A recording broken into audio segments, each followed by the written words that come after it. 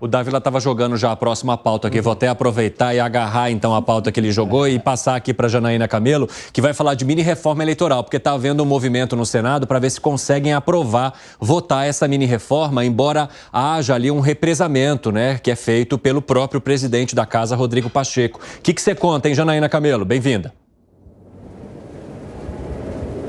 Boa tarde, Evandro. Boa tarde a todos. Pois é, tem um encontro marcado para hoje entre o senador Marcelo Castro, que deve ser o relator, né, da proposta da mini-reforma, e o presidente do Senado, Rodrigo Pacheco, aqui em Brasília, justamente para discutir este assunto. Oficialmente, Marcelo Castro ele ainda não é o relator da proposta, porque o nome dele ainda precisa ser designado pela CCJ, mas tudo indica que sim, porque ele é também o relator do Código Eleitoral, que tramita aqui no Senado. E até dias atrás, o próprio Marcelo Castro ele estava resistente aí a aprovar a mini-reforma a tempo de valer para as eleições do ano que vem, da mesma forma como o presidente Rodrigo Pacheco, né, que disse que não tem pressa para votar a reforma eleitoral, que prefere aí elaborar um texto mais estudado, né, e que para haver aí, para que haja uma estabilidade normativa, é a palavra que ele é o termo que ele tem usado ultimamente. Por quê? Para que essas alterações comecem a valer a partir do ano que vem, nas eleições municipais do ano que vem, a proposta ela precisa ser aprovada aqui no Congresso e também promulgada até no máximo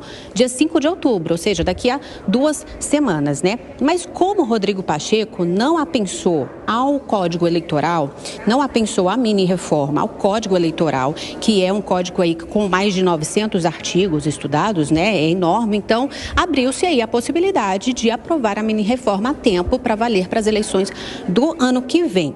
Bom, nessa reunião de hoje, o que Marcelo Castro quer saber? Quer saber qual é a intenção de Rodrigo Pacheco, dele como presidente do Senado, sobre a aprovação do projeto. Se ele continua se posicionando contra a aprovação em breve, né, acelerada da reforma, ou se vai mudar aí de opinião. E aí, dependendo do resultado dessa reunião de hoje, já pode ser feita aí uma agenda prévia de como a proposta vai tramitar aqui no Senado nos próximos dias. O senador Marcelo Castro disse que já analisou todo o texto, já estudou todos os pontos, inclusive disse que o texto que veio da Câmara dos Deputados é muito parecido com o que ele já incluiu no Código Eleitoral. E aí, dependendo do que Pacheco disser nessa reunião de hoje, né, Marcelo Castro vai avaliar se faz ou não alterações no texto, porque se fizer vai ter que retornar o texto para a Câmara dos Deputados, ou se não faz nenhuma para que o texto passe logo, brevemente, né? Mas tudo isso vai ter que ser decidido politicamente e a gente vai acompanhar por aqui, Evandro.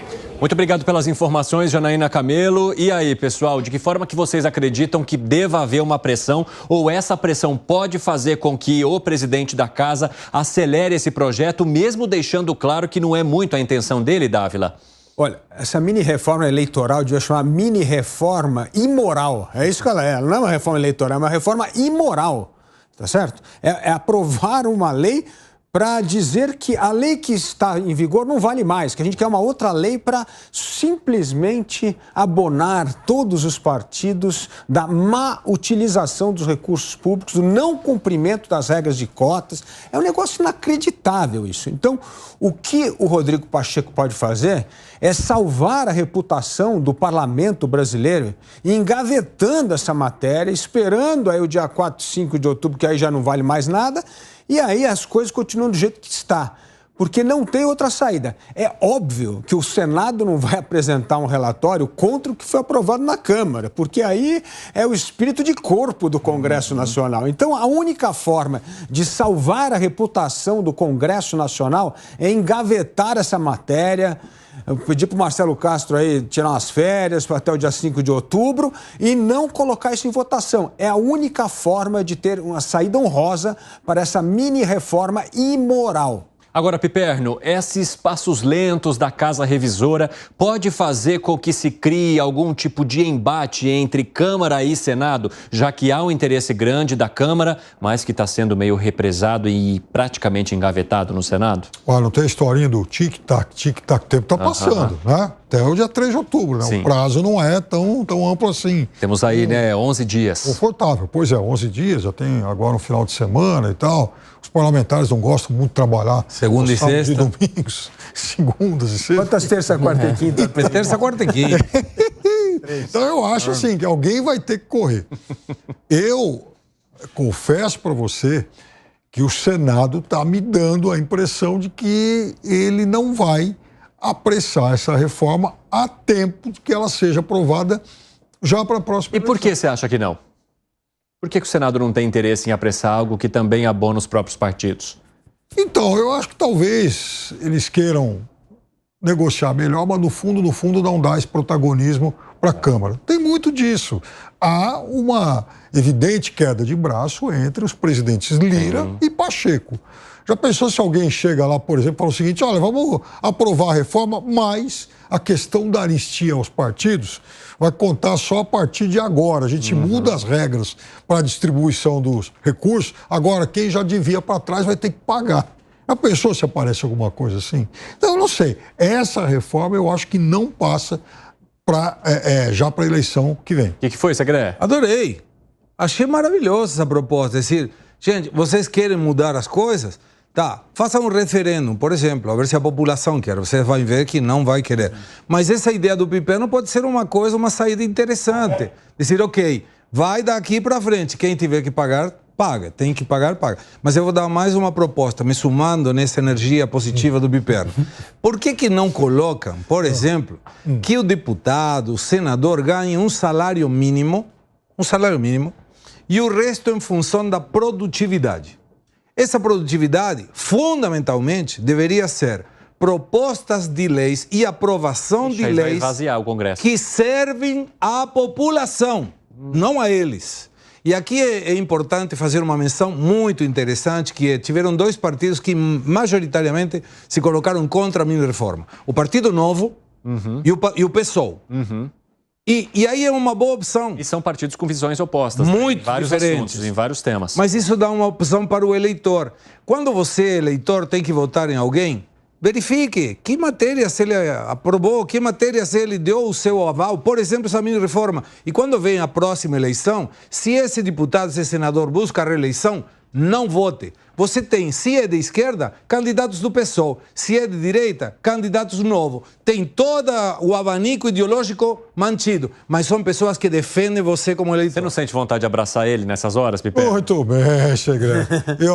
Fala, Alan. Olha, ontem eu disse que o presidente do Senado estava incomodado com o protagonismo da Câmara dos Deputados. O Senado, ele não quer ser visto como um órgão despachante da Câmara dos Deputados. A gente percebe até pela imprensa todo o protagonismo que tem ganhado o Arthur Lira. Ou seja, sai da Câmara e só passa no Senado. Só passa no Senado, e a reforma tributária mostrou isso, né? Tratorou na Câmara dos Deputados, aí pressão em cima do Senado. O Senado falou, peraí, vamos esfriar a temperatura, vamos analisar melhor. Mas isso também, de certa forma, não é o próprio papel do Senado, que é é o papel, e eu acho que também você tem um ser humano ali, que é o presidente do Senado, e ele vai naturalmente se incomodar também com todo esse protagonismo. Ele não quer ser também, e a instituição Senado, simplesmente um despachante carimbador do que a Câmara dos Deputados está fazendo. É claro que também pesa a opinião pública, e aí o Rodrigo Pacheco pode ter um protagonismo positivo perante a opinião pública de barrar essa reforma eleitoral, que no final das contas ela valida a impunidade com o perdão de multas. 2 pontos só eu acho que seriam válidos dessa reforma, apenas 2. O perdão da multa de 22 milhões, que eu achei extremamente autoritário, não precisava disso, e o fim das cotas, porque existe uma igualdade perante a lei entre todos os brasileiros. Ponto final. O que foi, Piperno?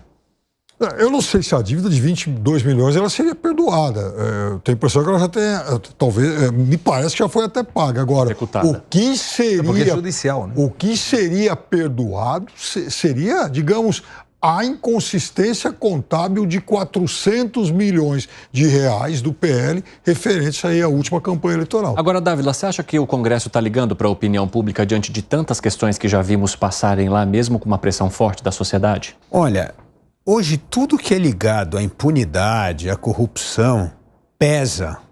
Você pode pegar, na última eleição, quem foram os deputados que não foram eleitos.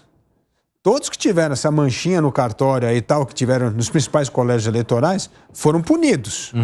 Então, assim, Isso é um ponto importante. O eleitor está cada vez mais atento a isso. Isso que o Segré falou é verdade. E, aliás, hoje tem ferramentas para você checar isso. Por exemplo, o ranking dos políticos, você entra lá no ranking dos políticos, tem lá a votação de todos os parlamentares.